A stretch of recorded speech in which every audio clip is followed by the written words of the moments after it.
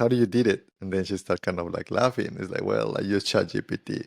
That's my daughter. That's my daughter. Yeah.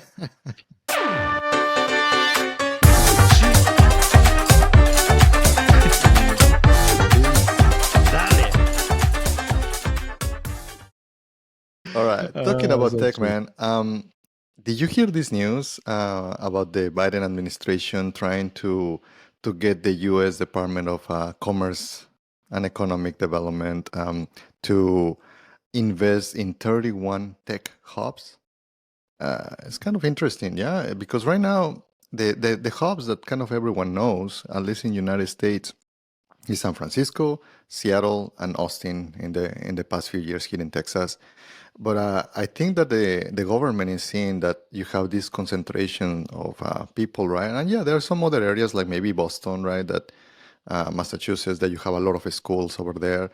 And now lately Miami, you have heard it as well. But yeah, there is 31 basically kind of tech hubs, right? And you have from Oklahoma to Illinois, and they're trying to push some of the different things, but quite interesting. So, what's your take there? Well, I think in general, like I think it's good. So economic development, that in itself is really meant to help make cities stronger, because the idea behind the economic development is that the more money that you pour into like a city, like in terms of there's a new factory that comes to your state or to your city, right? More infrastructure. It's going to generate jobs, which is going to generate people getting salaries, usually higher, better salaries, making more money, which means they're going to go out and spend more. And so it has this cyclical effect where that means it's going to generate more tax revenue. So the state and cities want to attract these high-paying jobs because, in essence, what it does is, you start generating more tax revenue, the state becomes richer. That means more, better infrastructure, and it's just this cycle that keeps on going. So that's why you create wealth, right? You are like making wealth. So at the end of the day, you are creating almost from the thin air, right? And the investments are between 40 to 70 millions that they are planning to do for each of these areas. So it's a good investment, and total is going to be $500 million. Yeah, I mean that should be pretty good. I mean that's why a lot of these folks, like, remember when Elon was trying to figure out where to build his next factory or whatever, and ended up being in Austin. Like all of these cities, they do pitches to Elon or whoever's bringing the thing here because they're like, hey, we want that money over here. We want that to build our economy. And so what they end up doing is they give incentives, right, to build out here. So what the government's doing here is trying to establish these zones across the U.S. And, a lot of it makes sense. Remember back when we were offshoring a lot of work? Everything was going to, like, let's say India or China or Taiwan or wherever it was going. Go ahead. I was just going to say, like, we lost a lot of that knowledge, a lot of that capability. There was a lot of the IP, that knowledge that all left the States. And after, I guess, a generation, maybe it's been the last 30 years, we have less and less of that here back at home. So this is a good strategy, I think, to try to build some of that back up. Yeah, we discussed this before, that maybe another option for United States is to use their neighbor, right? In this case, Canada and Mexico. And there are trades that to allow us to do that. And we have factories, right, in some of the border towns. But I think that there is also an opportunity to also increase those salaries over there, right? So in that way, it allows you to sometimes to keep some of the immigration, because right now there is a lot of people trying to move. But if they have jobs over there, man, why they would move, right? Why they don't have to leave their families, and if those towns they become safe, right? I really think that it's a win-win situation for everyone, for Mexico, for Canada, for United States, and some of those immigrants, right? That they are trying to just to find a better opportunity. So maybe the factories could be the real wall, man. That's a really interesting concept right there, really, because I think you might think, why do some of these folks want to come over to the US? It's because there's a lot of there's jobs Opportunities. available, right? Whereas maybe in Mexico or in some of the other Latin countries, there maybe aren't as many jobs, or at least jobs that pay well. So I think that could be a viable solution there if you kind of try to build up around the United States, so that we can make our current trade partners richer, right? And this Hmm. same thing for Canada, right? They'll we'll benefit from that too, from the whole economic development perspective, right? The cycle of the money coming in and it's being respent, and you gets paid out again and it gets respent, and all of this generates tax revenue, and it just helps the whole area become richer, wealthier, and the people as well all should benefit. So it's really cool that the Biden administration is trying to do this on finding these little areas. But I'm curious. I wonder how they pick these areas for, like, hey, we choose you. You're gonna be a tech hub.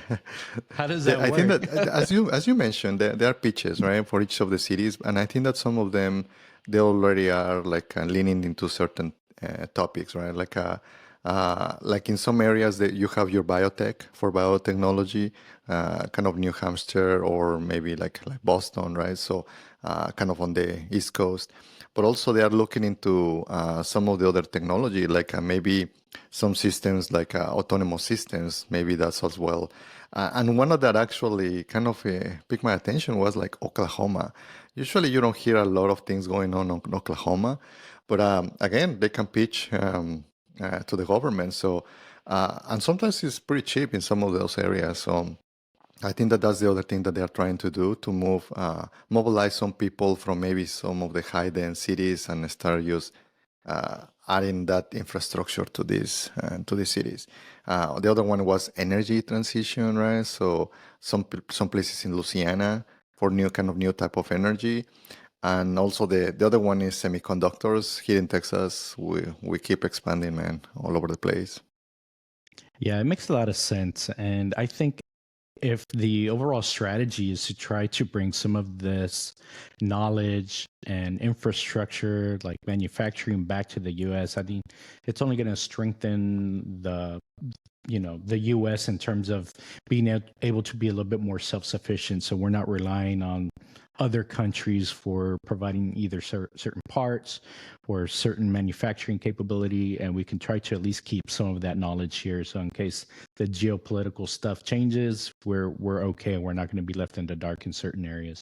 But in Houston, since we're in Houston, I mean, you mentioned the energy stuff. I know the energy is probably already kind of a hub here in Houston, but even the biotech. I know here in the medical center, which is like the biggest medical center in the world in Houston, it they are making a big push in biotech. So they are starting this what's called TMC3, and it's a big investment in the Texas Medical Center where we're bringing in a lot of. It's basically a consortium of all the big systems that are in the area, like Texas Hmm. A&M, University of Texas. You got Baylor. You got several different organizations that are all putting money into this area to build this new biotech hub, so that ideally we start bringing in people from across the U.S. into this area to strengthen what's already a very strong sector in Houston, to make it the best in the world for biotech. I think that's what the goal and overall idea is. So I think that's a very interesting approach. Um, Maybe we should check to see if we can get some of that Biden money. I don't know. They have grant. I'm sure they got grants available. We just got to write a grant proposal or something. ChatGPT. Right. Grant function. All right, let's do this. Yeah, so talking about ChatGPT, use it, man. It's like I was teaching my daughters to use ChatGPT, right? And one of them, she had to write a presentation for a place that she went, and she has to do that, and it's like she asked me to review it. She didn't tell me that was ChatGPT, but I can tell like this is Oh, pretty good. you're like, wow, good job. And Gold then it's star. like, and it's like, because I asked her, it's like, how do you did it? And then she started kind of like laughing. It's like, well, I use ChatGPT.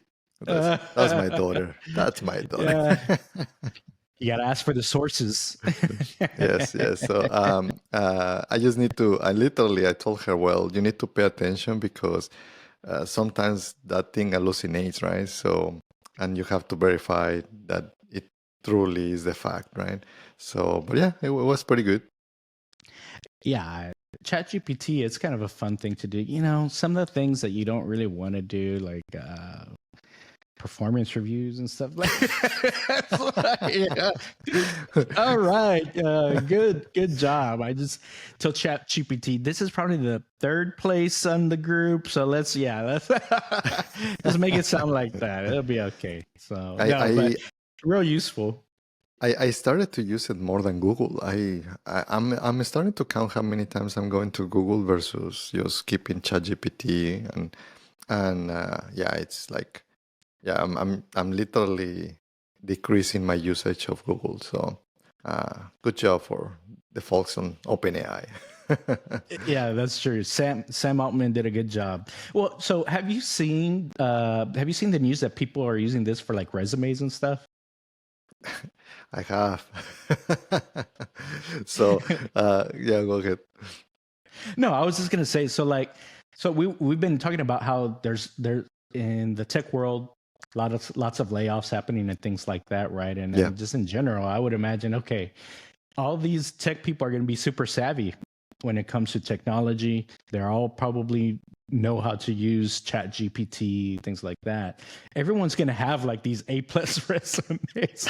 They're all gonna look really good. It's gonna be really hard for these. Well, okay. The hiring side, also the HR folks, they also have their own AI, right? And they've had it for a long time. It's the bots and things like that Mhm. filter, the resumes. Do they match the position description, stuff like that? So there's going to be AI wars, I think, going back and forth.